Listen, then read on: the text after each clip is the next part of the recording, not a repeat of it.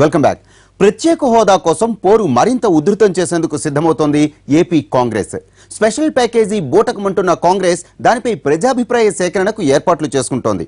అసలు జనం మనసులో ఏముందన్నది కేంద్ర రాష్ట్ర ప్రభుత్వాలకు తెలియజేసేందుకు ప్రజా బ్యాలెట్ నిర్వహించబోతోంది.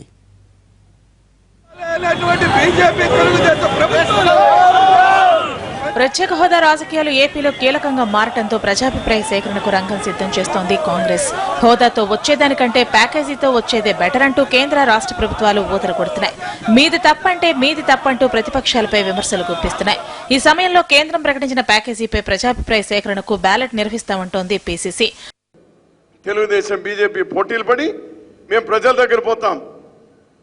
ఇక ప్రత్యేక హోదా ఎవరైనా అడిగితే వాడు ఒక ట్రైటర్ అని, ఒక దేశ ద్రోహి అని, రాష్ట్ర ద్రోహి అని చెప్పేటువంటి ప్రయత్నాలు చేస్తున్నారు. చేయండి, పోండి. గతంలో కోటి సంతకాల సేకరణ, పోస్ట్ కార్డుల ఉద్యమంలానే దీని కూడా అన్ని schools, college, bus stand, railway stations తో పాటు రాష్ట్రంలో ఉన్న ప్రతి ఒక్కరి అభిప్రాయాలను తీసుకోనుంది.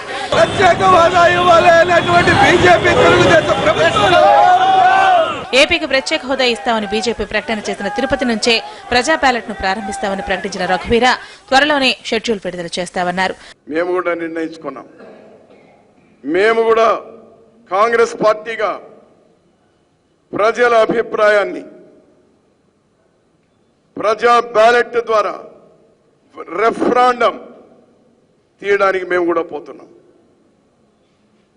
రండి, మీరు కూడా ప్రజల అభిప్రాయం ఏం చెప్తారో చూద్దాం. ప్రత్యేక హోదాకు 14వ ఆర్థిక సంఘం అభ్యంతరం చెబుతుందంటూ కేంద్రంలోని పెద్దలు పచ్చి అబద్దాలు చెప్తున్నారని ఆరోపిస్తున్నారు కాంగ్రెస్ నేతలు. చట్టంలో పేర్కొన్న వాటిని, ఇంతకు ముందు ప్రకటించిన వాటిని కలిపి ప్యాకేజీ అంటూ మోసం చేస్తున్నాయంటూ బీజేపీ, టీడీపీలపై మండిపడుతున్నారు. మరోవైపు స్విస్ ఛాలెంజ్ పై కోర్టు స్టే ఇవ్వటాన్ని ఏపీ కాంగ్రెస్ స్వాగతించింది. రాజధాని పేరుతో చీకటి ఒప్పందాలు జరుగుతున్నాయని తాము మొదటి నుంచి చెబుతున్నామన్నారు. ఇప్పటికైనా ప్రభుత్వం కళ్లు తెరిచి రాజధాని నిర్మాణం పారదర్శకంగా ఉండాలని డిమాండ్ చేశారు. ఆఫ్ ద రికార్డ్ లో మరో షార్ట్ బ్రేక్ తీసుకుందాం.